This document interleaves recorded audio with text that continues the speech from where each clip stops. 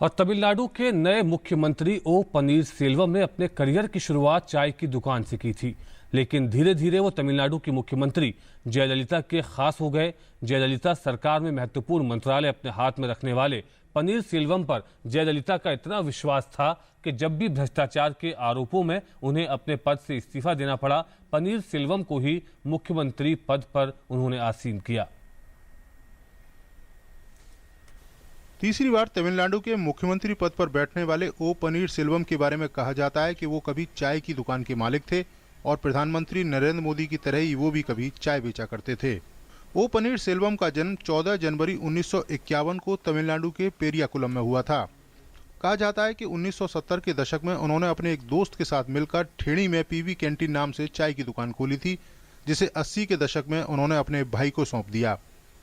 पनीरसेल्वम ने अपने राजनीतिक जीवन की शुरुआत पेरियाकुलम नगर पालिका के चेयरमैन के तौर पर की थी। वर्तमान में वो बोदिया नायकन्नूर विधानसभा क्षेत्र से विधायक हैं, जो कि थेणी जिले के अंतर्गत आती है। पनीरसेल्वम पहली बार 2001 में मुख्यमंत्री बने, जब सुप्रीम कोर्ट के एक फैसले के बाद जयललिता को पद से इस्तीफा देना पड़ा। राज्य के 13वें मुख्यमंत्री के रूप में उन्होंने शपथ ग्रहण की। हालांकि उनका कार्यकाल सिर्फ 6 माह का रहा। इसके बाद 2002 में उपचुनाव जीतकर जयललिता मुख्यमंत्री बन गई। 2014 में एक बार फिर जयललिता को भ्रष्टाचार के आरोपों में जेल जाना पड़ा, तो राज्य की जिम्मेदारी फिर से उनके वफादार पनीरसेल्वम पर आ गई। जयललिता के प्रति पनीरसेल्वम की वफादारी ने कई बार सुर्खियां भी बटोरी।